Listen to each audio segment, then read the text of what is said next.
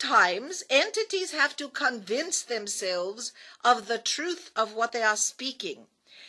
That is the difficulty, you see, of affirmations. Not that we disparage them in any way at all. Affirmations can be very, very powerful. However, it is important to recognize that oftentimes when you begin saying a new affirmation, your feeling in the pit of your stomach, so to speak, says, as in response to the affirmation, oh, that's just not true for me at all.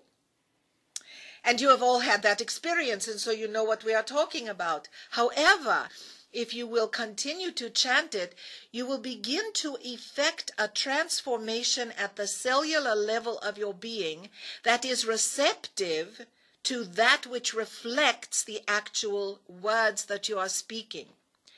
As long as you insist on refuting the affirmation or the mantra or the chant of any sort that you are incorporating into your being, as long as you insist on refuting it, of course it will not come to pass. It will not have the effect it's meant to have.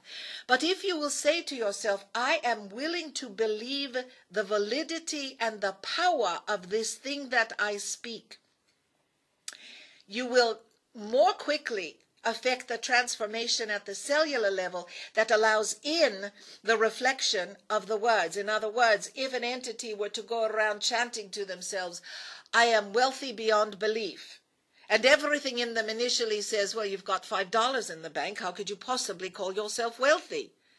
But the entity continues to chant, I am wealthy beyond belief, over and over and over, thousands of times. A crack is made in the barrier to belief that begins to crumble the wall that separates the entity from the reality of wealth and begins to allow it access to that entity.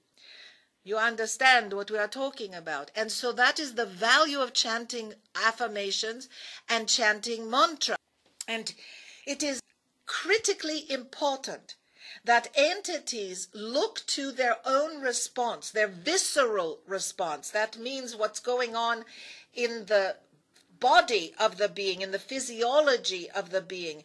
Looking to your response to whatever you say or think is your clue to the level of belief or acceptance that you can currently have to that verbiage or thought. It is about being conscious of what's going on with you at all times. And this is the thing we have been hammering at people for the last several years, is to arise your ability to be conscious of what you think and what you speak and how it affects your body. Because it is not the thought, not even the words, that cause a reaction or a result. It is the visceral sensation that accompanies the words and the thoughts that creates the reaction, which is why we say to you, when you say a mantra or an affirmation and everything in you says that's not true for me, you've got to either find another way to say it, or you keep chanting it until it begins to feel true. And it will happen, guaranteed, if you give it a chance. So first of all, you want to decide what is important to you. Is it important to be at peace? Then you begin to chant, peace I am. In all things, in all confrontations, in all occurrences, in all situations, peace I am. So be it.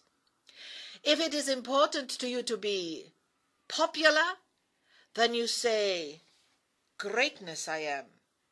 And everybody flocks to me because I am great.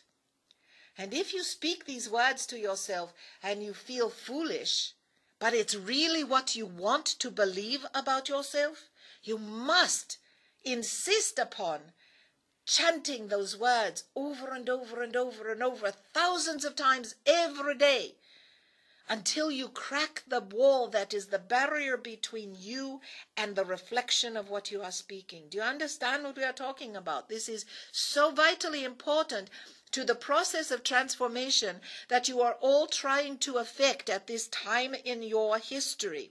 And so it is that you want to pick one thing Those of you who are more adept and practiced at this sort of thing can possibly pick two things to alternate between. But for the most part, you want to pick one thing to focus your passion upon. And that is not necessarily, I am going to have a Hershey's chocolate almond bar. That is going to be, I am going to be completely satiated by the wondrous flavor of what I eat, so that you don't necessarily define so closely what it is you want that you exclude all other possibilities. So if you say, wealth I am, all that comes upon me is a reflection of my riches and my abundance, or however you want to put it, that brings power to the words to deliver the belief, to deliver the reflection in reality, because this is the thing that's going to make it happen for you. So you want to pick one, maybe two things to focus upon. For many of you, it really isn't about having a lot of money. You think it is. You think you need money in the bank. It's not about the money. It's about living at ease.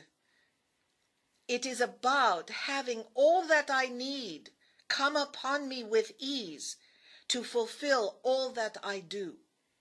It's a great mantra to have.